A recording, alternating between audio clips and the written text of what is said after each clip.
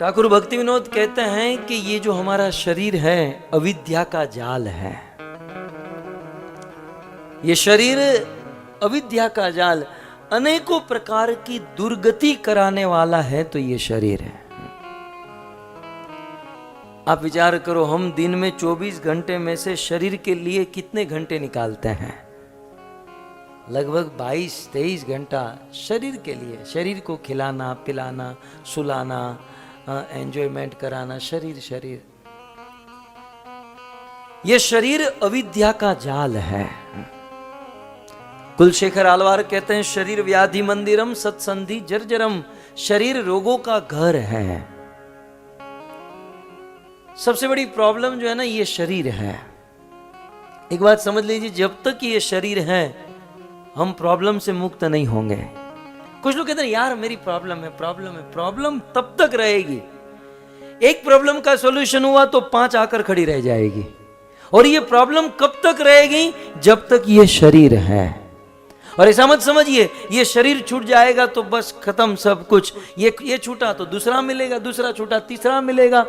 बार बार जब तक ये शरीर मिलता रहेगा प्रॉब्लम बनती रहेगी। इसलिए ठाकुर भक्ति विनोद कहते हैं शरीर अविद्या जाल है। शरीर अविद्या का जाल है। मैं अक्सर नहीं सुनाता हूं, एक बार एक राजा थे, बीमार हो गए, बड़े परेशान थे,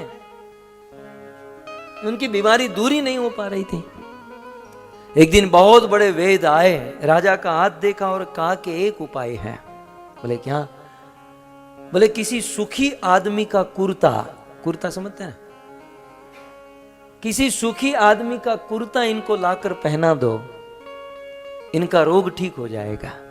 मंत्री ने सोचा इतना सिंपल उपाय था तो पहले बोलना चाहिए था। मंत्री ने पूरी सेना को भेजा, जाओ जैसे तैसे कोई सुखी आदमी का कुर्ता लेकर आओ। पूरा सैन्य निकला और जो भी रास्ते में मिलता, भाई आप कैसे हो? I am fine, I am good, हम मजे में हैं, भालो आसी हैं। लेकिन 5 मिनट खड़े रहो उसके साथ, तब पता चले कि बंदा कितना दुखी है। सैन्य वापस लौटा, महाराज कोई सुखी नहीं है। जिनको हम मिलते हैं सब दुखी हैं, सब परेशान हैं। बोले कोई तो सुखी होगा? बोले कोई नहीं। मंत्री खुद घोड़े के ऊपर सवार होकर निकला और जा रहा था तो एक मछुआरा गमछा पहनकर नौका में खड़े खड़े हाथ में रुमाल घुमा घुमा के गाना गा रहा था। वो मछुआरा गमछा पहनकर हाथ में रुमाल उठाकर गाना कौन सा था सुनना है? आषाढ़ उचारम में घमलारम बनी बहारम जलधारा।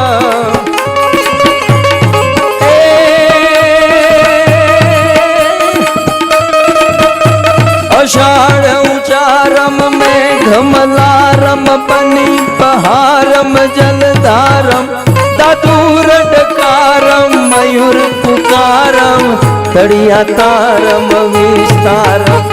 ना नहीं संभारम क्या संभारम नंद कुमारम निर्ज्ञारी। कहो राधे प्यारी मैं बलिहारी। गोकुल आवो गिरधारी रे तुम गोकुल आवो गिरधारी। गमछा पहन कर ऐसे गाना गा रहा था। वो मंत्री समझ गया कि लगता है ये सुखी आदमी है। मंत्री घोड़े से उतरा, दूर से बोला ए महाराज यहाँ कोई काम धंधा नहीं? बोले कोई काम धंधा नहीं।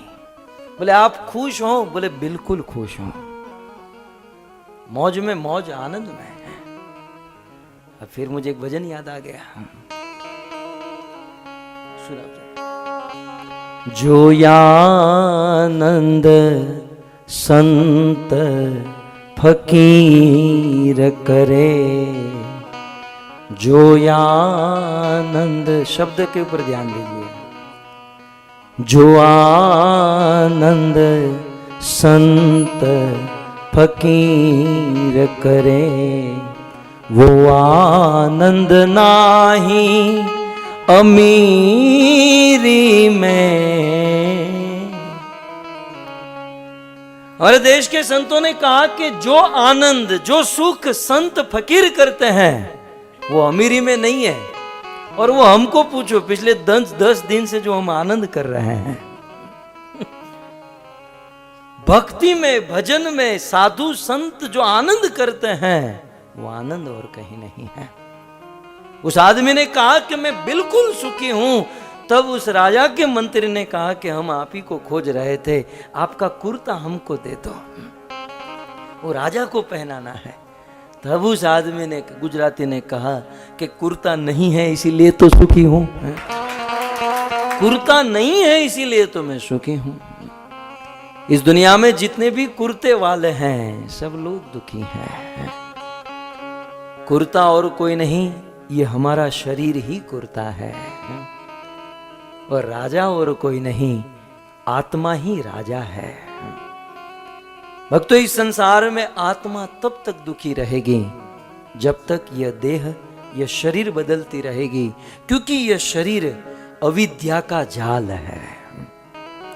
इसलिए ठाकुर भक्ति विनोद ने कहा शरीर अविद्या जाल, और उसमें भी ये इंद्रियां जो है जड़ इंद्रिय ताहे काल है, काल के समान है हमारी ये इंद्रिया, ये आंख, कान, नाक। चाणक्य पंडित लिखते हैं कि हाथी को फंसाने के लिए बड़ी आसान तरकीब होती है। एक खड्डा किया जाता है, हाथी उसमें फंस जाता है। कस्तूरी मृग एक सुगंध के लोभ में आप तड़प तड़प कर अपनी जान दे देता है।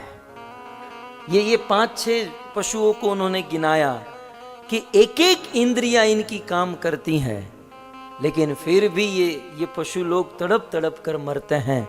हमारे पास तो वो 5 इंद्रियां हैं। तो शरीर की जो इंद्रियां है अविद्या का जाल है।